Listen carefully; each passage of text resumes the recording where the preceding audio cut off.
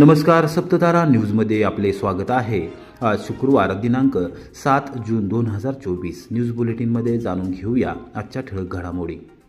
कानातील सोन्याच्या कर्णफुलावरील हॉलमार्कच्या सहाय्याने उघडकीस आला रेवडी नजीकचा महिलेचा खून। मृत महिला श्रीगोंदा तालुक्यातील दोघे संशयित अटकेत। कोरेगाव पोलिसांची कामगिरी। रेवडी तालुका कोरेगाव येथे जर्नेश्वर मायनर नजीक धोम डाव्या कालव्यात आढळलेला मृतदेह हा सुभद्रा राजेंद्र मुंडेकर वय 40 राहणार मुंडेकरवाडी तालुका श्रीगोंदा जिल्हा अहमदनगर या महिलेचा असल्याचे पोलीस तपासात निष्पन्न झाले आहे।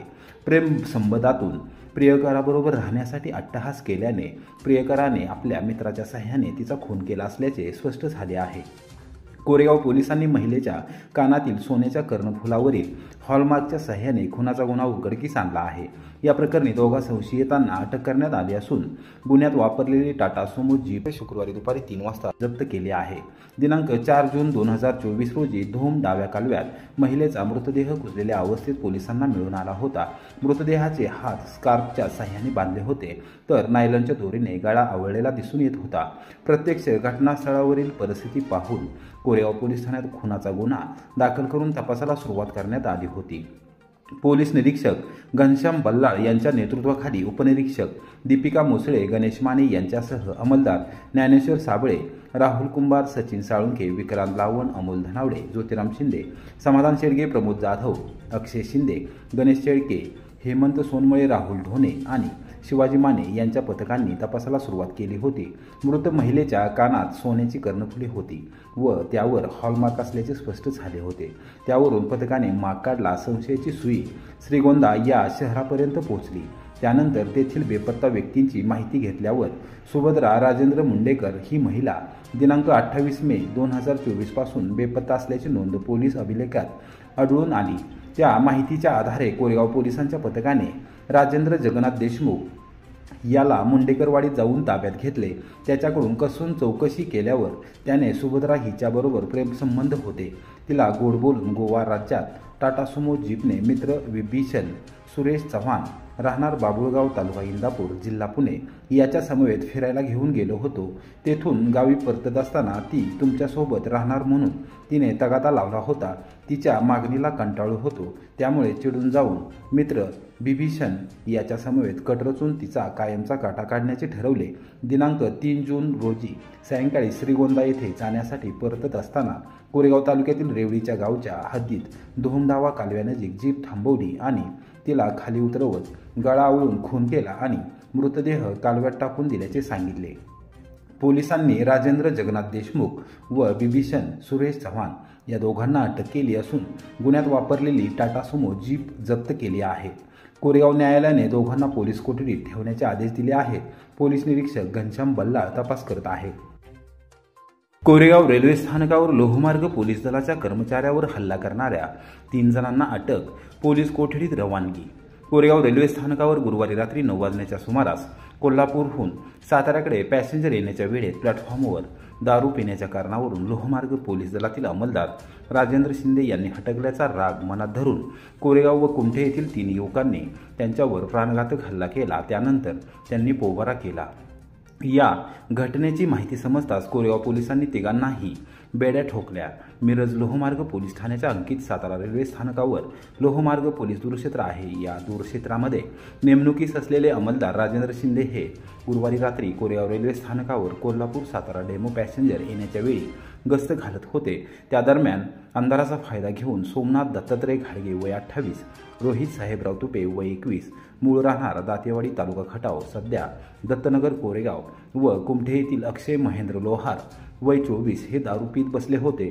शिंदे यांनी तिघांना तुम्ही येथे दारू पिऊ नका, तुम्ही इथून निघून जा असे म्हणताच तिघांनी रागात चिडून जाऊन शिंदे यांच्यावर प्राणघातक हल्ला केला। रक्तबंबाळ होईपर्यंत त्यांना मारहाण केली। त्यानंतर तिघांनी तेथून पोबारा केला।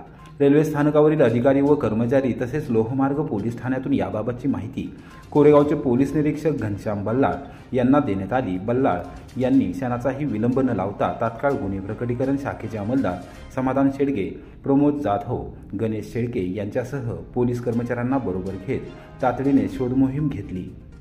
काही मिनिटांमध्ये त्यांनी तिघांचा माग काढत बेड्या ठोकल्या। तोपर्यंत रेल्वे स्थानकावरील अधिकारी कर्मचाऱ्यांनी जखमी पोलिसमधला राजेंद्र शिंदे यांना कोरेगावच्या उपजिल्हा रुग्णालयात उपचारार्थ दाखल केले। मात्र गंभीर जखमी असल्याने त्यांना सातारा येथे उपचारार्थ हलवण्यात आले।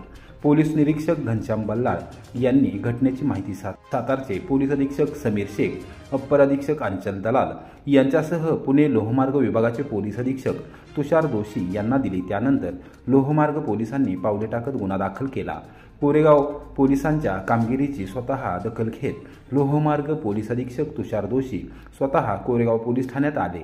त्यांनी प्रसंगवधान राखत तात्काळ कारवाई केल्याबद्दल पोलीस निरीक्षक घनश्याम बल्लाळ व पथकाचे अभिनंदन केले व त्यांच्या पाठीवर शाबासकीची थाप टाकली। लोहमार्ग पोलिसांनी सर्व कायदेशीर सोपस्कार पूर्ण करत कोरेगाव पोलिसांकडून सोमनाथ गाडगे, रोहित तुपे व अक्षय लोहार यांना ताब्यात घेतले। त्यानंतर त्यांना कोरेगाव न्यायालयात शुक्रवारी सकाळी 10:30 वाजण्याच्या सुमारास हजर केले असता न्यायमूर्तींनी त्यांना पोलीस कोठडीत ठेवण्याचे आदेश दिले। या प्रकरणी सातारा लोहमार्ग पोलीस दूरक्षेत्र येथे तिघांच्या विरोधात शासकीय कामात अडथळा व खुनाचा प्रयत्न केल्याबद्दल गुन्हा दाखल करण्यात आला आहे। कोरेगाव शहरात अनधिकृत बांधकाम करणाऱ्या विरोधात गुन्हा दाखल, नगरपंचायत प्रशासनाची कारवाई। कोरेगाव शहरातील शिवाजीनगर उपनगरामध्ये नगरपंचायतीच्या पूर्व परवानगीशिवाय बेकायदेशीररित्या जुने बांधकाम पाडून नवीन बांधकाम करणाऱ्या दिलीप राजाराम गाडवे यांच्या विरोधात कोरेगाव पोलीस ठाण्यात महाराष्ट्र प्रादेशिक व नगररचना अधिनियमानुसार शुक्रवारी सायंकाळी 7:30 वाजता गुन्हा दाखल करण्यात आला आहे।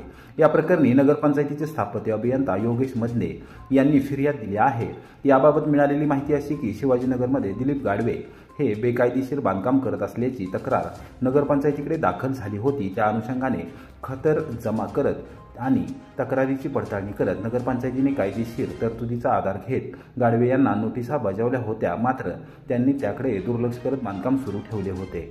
नगरपंचायतीने दिलेले आदेश न पाळल्यामुळे मुख्याधिकारी विजया घाडगे यांनी गाडवे यांच्या विरोधात रीतसर गुन्हा दाखल करण्याचे लेखी आदेश दिले होते। त्यानुसार मदने यांनी दाखल केलेल्या फिर्यादीवरून कोरेगाव पोलीस ठाण्यात दिलीप गाडवे यांच्या विरोधात गुन्हा दाखल करण्यात आला आहे। पोलीस निरीक्षक घनश्याम बल्लाळ यांच्या मार्गदर्शनाखाली तपास सुरू आहे। देऊरचे रेल्वे गेट शनिवारपासून 3 दिवस राहणार बंद। सातारा लोणंद पुणे महामार्गावरील वाहतूक पूर्णपणे राहणार बंद। पोलिसांनी वाहतूक व्यवस्थित केले बदल।